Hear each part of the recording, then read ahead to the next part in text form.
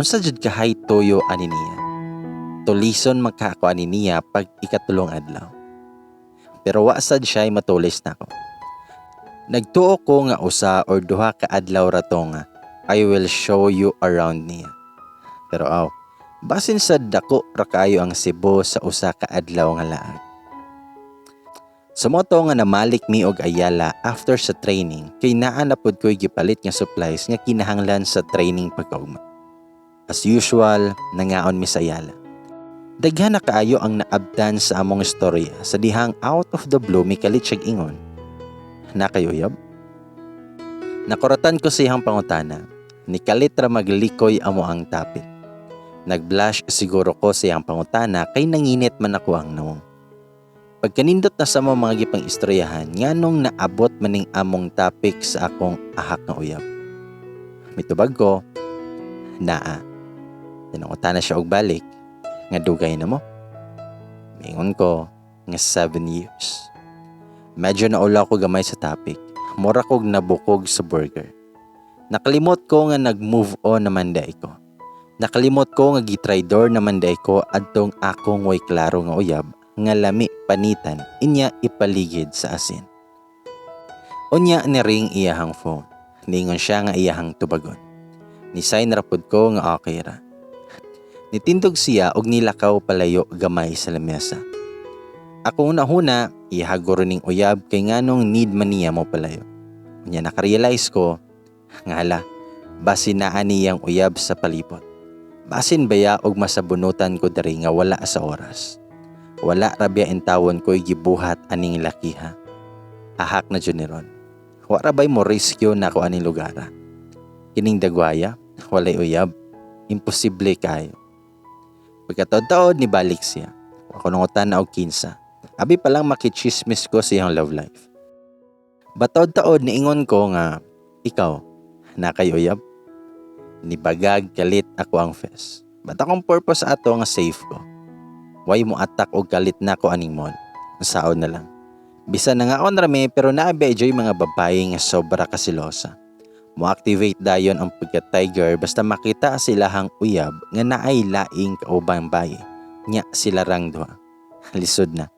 Pero nganong ni-explain pa man ko. Pero may tubag siya, naa sa Manila. Okay. LDR day ang peg aning tawhana. Relieve rapod ko nga way mo bira sa kong buhok diring dapita. Basin maopa ko galit aning lugara. Pagka Thursday, mao gyapon among bisyo. Maghulat siya sa labi sa hotel kay manglaag mi.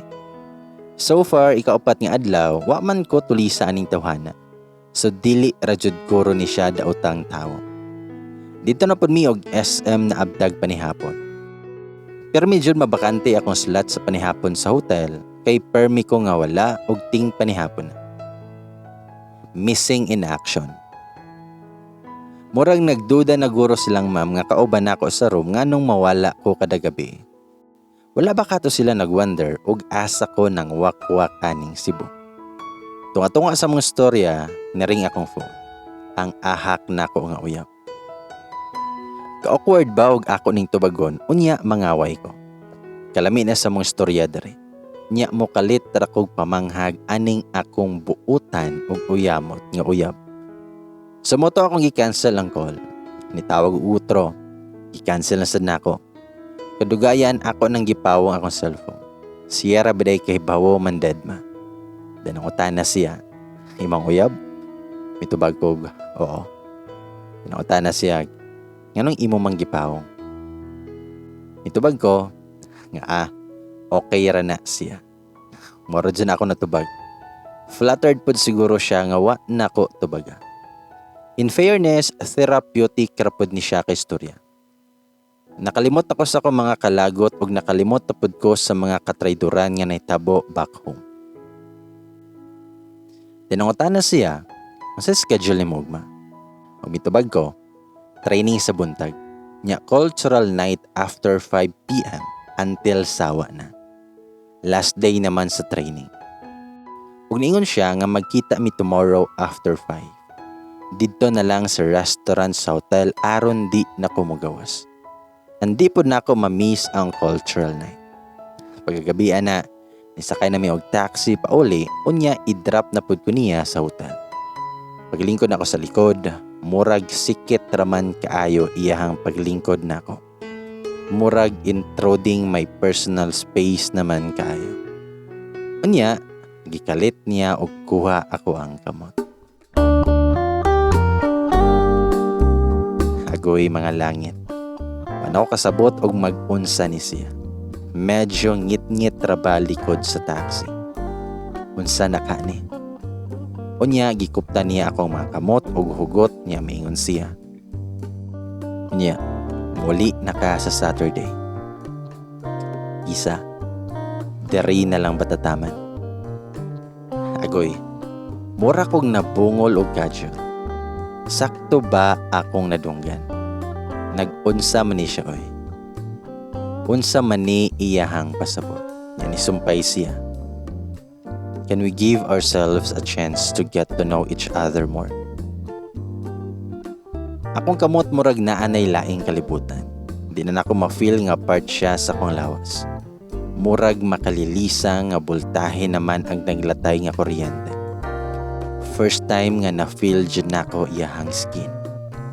Nay occasional nga mohawid siya nako kung malakaw mi para iya akong ipadaplin sa gianan. Ingon ana ra ka simple nga touch, but karon nalukong jud niya akong kamot sa iyahang mga kamot. Murag taod-taod jud to nga pagkahilom. Niagi ang Ginoo. Pero ang akong unahuna gubot na kayo. Nagkarambula na ako ang neurons. Naunsa man ni siya.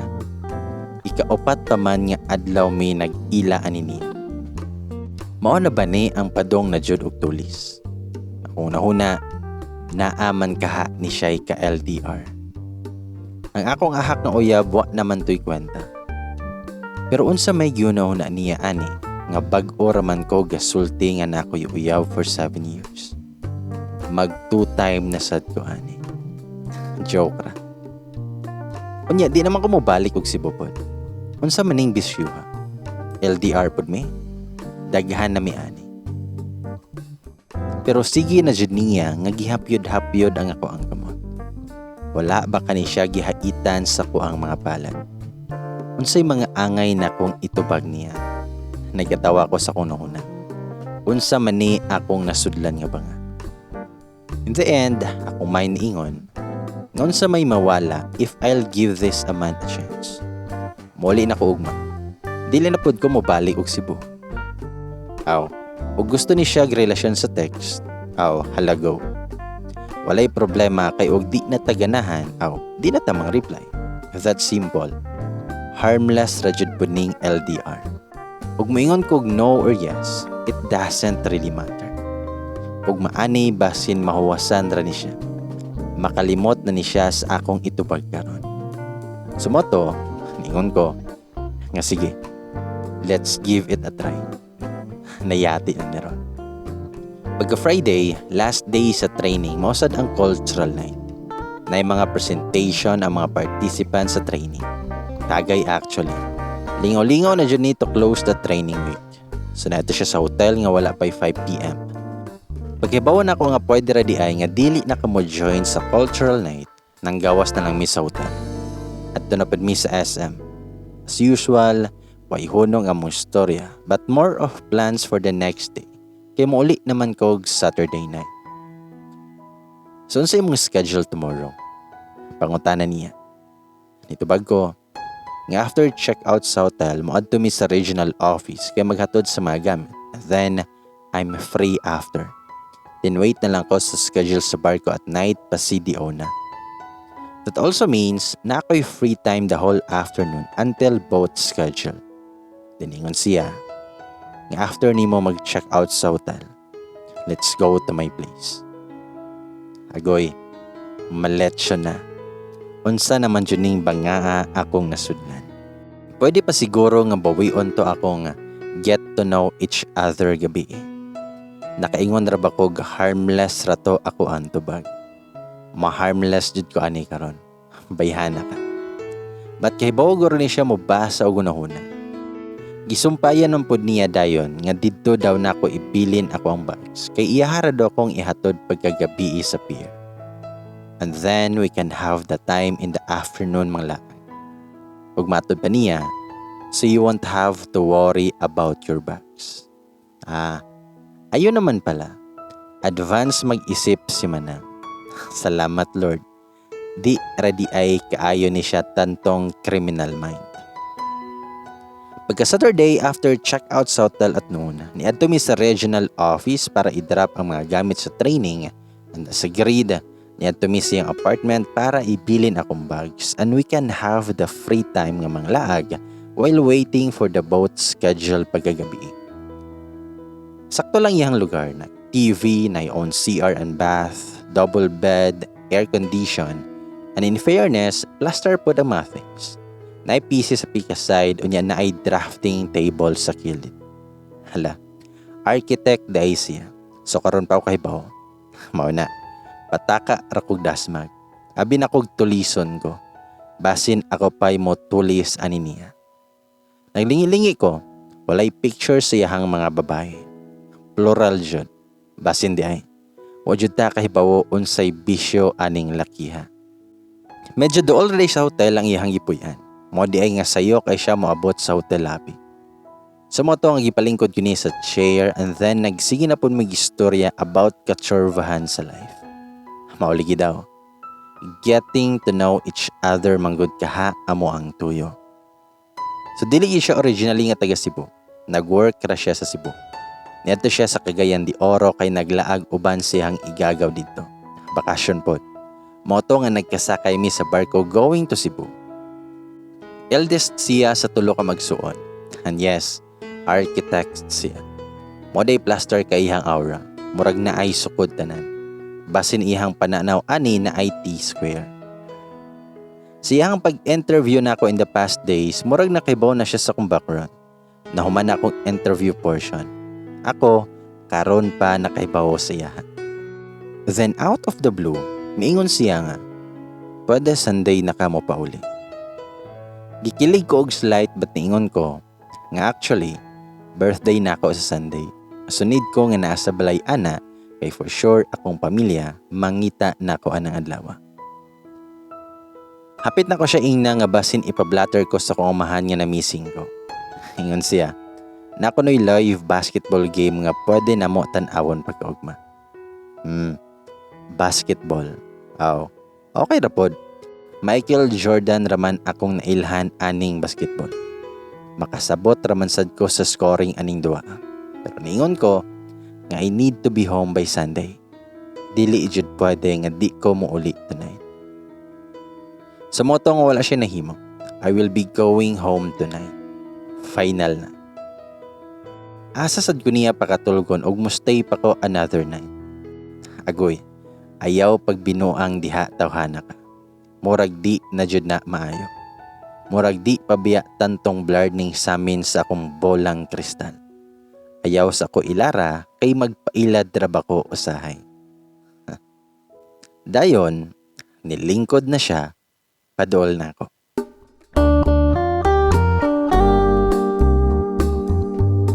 Agoy, mao na jud ni ron. Giduol niya iyang face sa akong face. All na jud kayo. Hala ka diha. Ug sa dihang nikalit siya og kiss. Ahak ning tawhana kay. Wala pa man ta ka plaster. Wala po di alang-alang. Diretso man jud sa lips. Tinughong na jud ni. Haskang inita sa kuang dagway. Iyang kiss, slow and sure. Pidya sure kayo. Nga naman na blanco na jud si Ming. Dugay kay niya gibuhian. Basin mura na kog sinugba ani sa ko ang kapuwa. Nagsalimo ang na ako ang heartbeat. Nice. Gipati jud ko og anya. Nga naman ni siya. Mauwaw man pud ta ani niya. Abi na kog getting to know you pa ni. Unsa may nakita niya nako nga ordinaryo maning dagwaya. Pero makailad biya pod usahay. Wa na jud. Wa na jud ko'y uyab ani. Pagbuhi niya, ni otro ba jud? Wa guro ni siya nahuman. Ni ginhawa rin ay siguro. Pero dito ra jud taman. Ayaw na mo pag-expect og more. Sa moto, nagyatagan ko niya og picture niya. Gisuwatan niya sa likod. Dili sweet yang gilisod ha. Gisuwatan niya follow what your heart says. Hala, confident kayo si sir. Mura magkaibaw siya unsay naa sa kong heart. Napod guro ni siya'y bolang kristal. Abi na kog akura. Wa ko ikahatag niya nga picture kay wa man ko'y dala gawas sa akong ID sa opisina. Lain sad kaayo og akong ihatag niya. ID pa jud nga murag na kuratan. Ako siyang giingnan nga mohatag ra ko when I get home. Wala pa Facebook aning panahon na. Ayaw na lang kwintaha unsang tuiga. Basta na cellphone pero wala pa social media. Phone numbers ra jud among connect aning tawhana. Og mas snatch ni among mga cellphone ay wala na. End na. Humana ang getting to know you.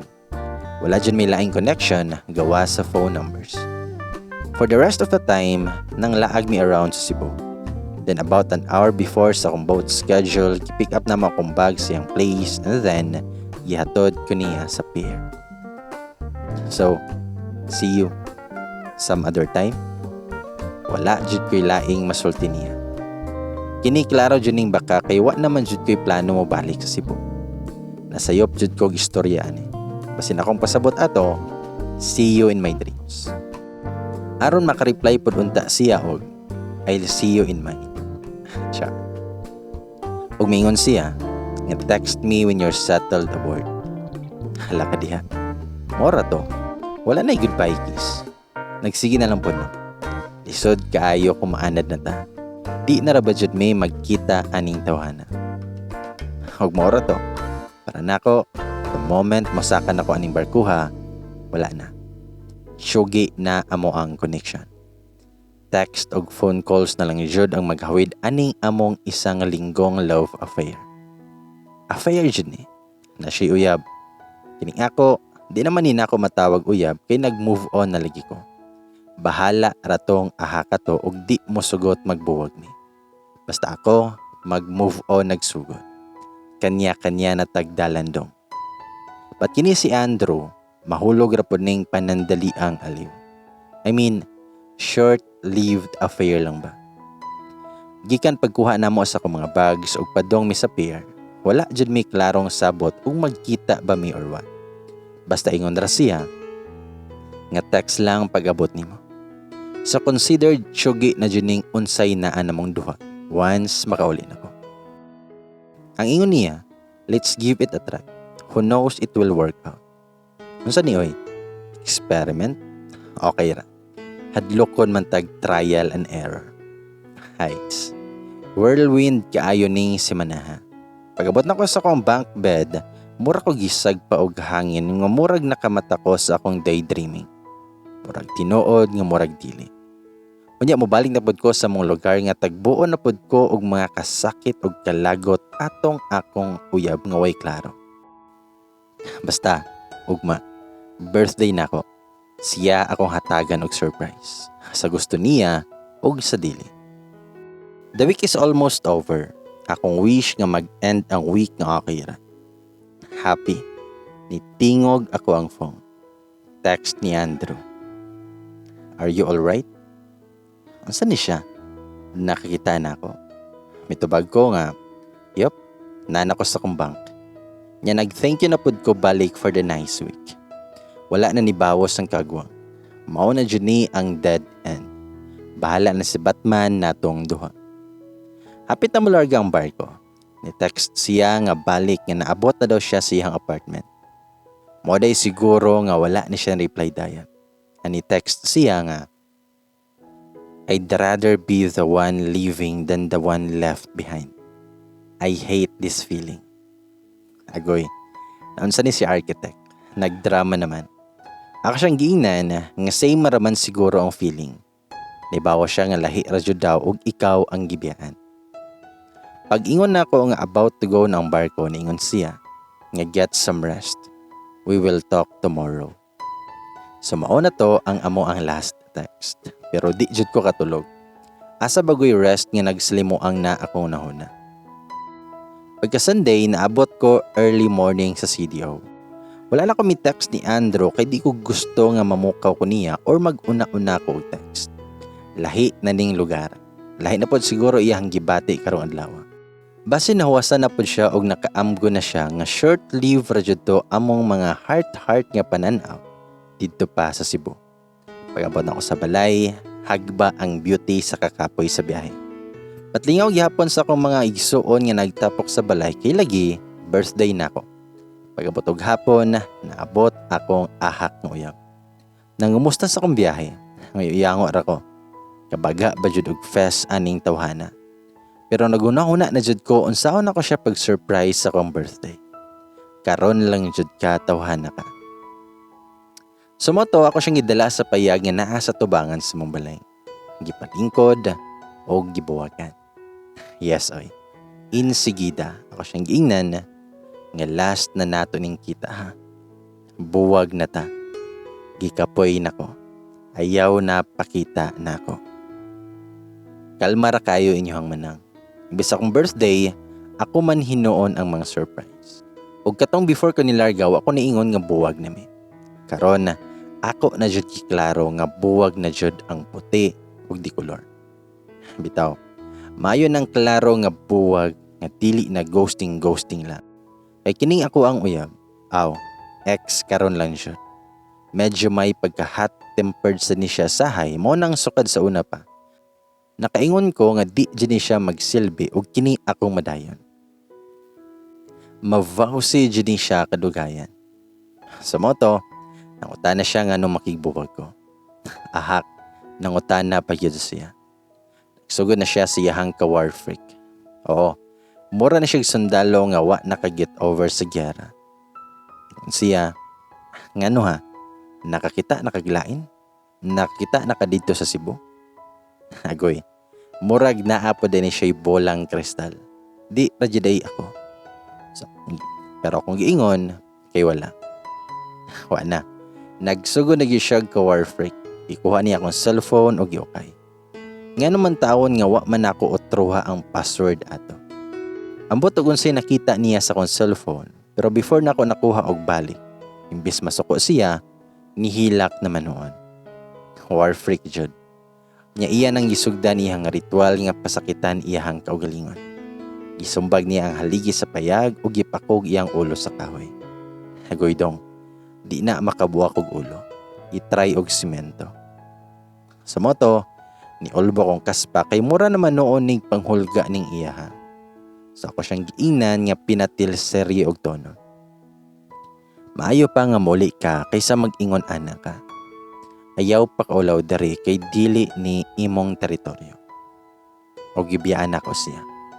Og magwal pa siya dito, huwat siya o kita siya shotgun sa kong amahan. Kita siya aso. Sumotong ni pauli siya kay ako naman siyang gibiyaan. Kaahak na lang jud ning tawhana. Maka-stress to the 9th power. Maupay nakasala, maupay manghulga-hulga. Agoy noy, tumbling diha. Sumoto, nga happy akong birthday. Ni-text pa jud si Andrew. Nag-wish og happy birthday. Nangutan na og nag-unsa ko sa akong birthday, ang text marathon na pod hangtod gabi. Hangtod nga nakatulog nako og nalimtan na pod nako nga mag-reply. Mao na lang ako nga matan nga akong cellphone naa sa ilawom sa akong LAN. Agoy, wa naka-reply kay nahutlok na. Naa pa joy 2 missed calls. Ni-text na lang kog sorry kay nakatulog ko. Ahak ba ni ay? Najud ko'y bisyo nga di ko dukaon. Di ko magduka kay diretso na makatulog. Wala na reply ang usa, nang luod na siguro. Sa moto, back to work pagkasunod semana. Nag-package ko sa documentation sa training sa Cebu kay in the next 3 weeks, mularga na pod ko Iloilo para sa another batch of training silang region. Same training, different participants na pod. Daw mga Ilongga naman ang akong mga upod. Unsa ba? Pero kada gabi mag-text mi ni Andrew. Kada gabi isa na ako siya makatulgan og di na ma-replyan. Dili man sad siya mangaway. One time, iyahan na jud yung giingnan. nga pwede mosulti ka nako og padong nakamatulog para dili nako maghuwat sa mong reply. Mao na ni ron, wala ko siyang gitubaga nga sir, yes sir. Musano ko paghibaw nga matulog na ko nga di man ko dukaon. Ahak ba ni oy? Istrikto ha ba ni sir? In the next week mo travel na pod ko kay mo submit ko sa documentation sa training. Naumanan ako ang duha ka libro sa documentation. From time to time, mato si X sa balay. Managhap nga na ako dito but usually I'm out and traveling. Sige gyapon siya panghasol nga di lagi mi magbuwag kay wala na lagi daw sila atong babaye nga iyahang kajugjog. Na, ambot lang yun sa langaw. Usahay matimingan ko niya nga mao'y pagawas sa balay so makahibawo siya sa akong whereabouts. Naikausa nga naukayan pa yun niya ang picture ni Andrew sa akong pitaka with the matching notes sa likod. Haskang ulbos yang kaspa kay na-confirm na ko niya nga na ako'y lain mao nang nakibuwag ko niya. Aha ka dyan. Ako may gibali aning hanggaw. O siya maulaw siyang nakita. Bisan maligo pa siya moriatic di siya katupong sa itsura ni Andrew. War freak mode na sad siya. Iyang gikuha kong cellphone o gitangtang ang SIM. Wala na. Finish na ako ang ka-textmate. Saon na lang dyan eh. Pila ka days na kong hulga niya nga og di niya ibalik akong SIM. Di na dyan may mag-ilanay. Walay mahayay og asa ta mag-abot. Usahay kining mga klase sa tao dapat isugan po di mo. War freak siya? War freak tang duha. Kay og mo give in ka sa mga drama og emotional blackmail ani nila. Agoy noy, ambot na lang. Sa moto, nagproblema ko og gibutang niya ang SIM sa laing phone og makita niya tanang text dito. Mokirig siya og gusto niya. Pero nakuha na ko og balik akong SIM. Og nisamot akong kalagot tawhana.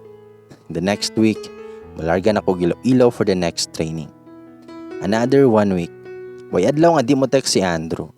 Usahay mo kalitra siyag text og asa ka. Kinsa imong kauban. Agoy, reporting for duty sir. Ako raw sa sir. Wala ko'y kuyo. Ug munawag siya pagagabi yung intro per me. Tell me about your day. Adlaw-adlaw jud. Dili pwede tingbon sir. Interview portion pa diay gihapon bisag nakauli na ko. Sa moto, nga nadayon akong training sa Iloilo. After sa 1 week training, mga to daw mi og Boracay kay gusto makig-adto ang ubang mga participants. Nagsige nag-text si Andrew og makahapit ba daw kog Cebu after sa training. Kay baw siya nga moadto kog Iloilo for a week. Iloilo and Cebu kay duol na lang. My God. Niya na po ni akong dilema. Ako jud ang moadto niya. Mao na jud ning kalaki aning LDR lagi. Bisan pag everyday may text og every night yung story on the phone. Di pa jud ko sweto niya. 1 week ra jud mi nga nagkauban sa Cebu. Wala ako nakailakin sa iyang mga friends. Wala sad siya kaila sa akong pamilya. As in one-on-one ra jud ning relasyon na. Siya ug ako. Ug wala na ilain pa. Ako manghod, picture niya nakita. Pero in fairness, niuyon jud ako manghod nga perting gwapuhan niya. Plus points kayo. Kaya ngon siya asa daw nako napunitang lakiha. Kung tubaga, ako may napunitan ate. Literal nga napunitan sa daplin. Murag basura. Bitaw, nagsugo na jud ko nga di mo to aning lakiha. Di man mi bagay. Basin gihilantan ra ni siya. Moso ning rason nga nagduha-duha jud ko nga mobalik og Cebu. Ako siyang giingnan nga decide ra ko og moagi og Cebu kung naan ako sa Iloilo. Abi man ako og LDR jud ni. Seryoso jud ni. Awon sa ba. Sa moto nga perting lingawan namo sa Boracay. At akong utok nagsugod nagkawarla. Hapit na mahuman ni among kiat sa Boracay. Kinahanglan na jud ko mo decide og moadto ba kog Cebu or dili na.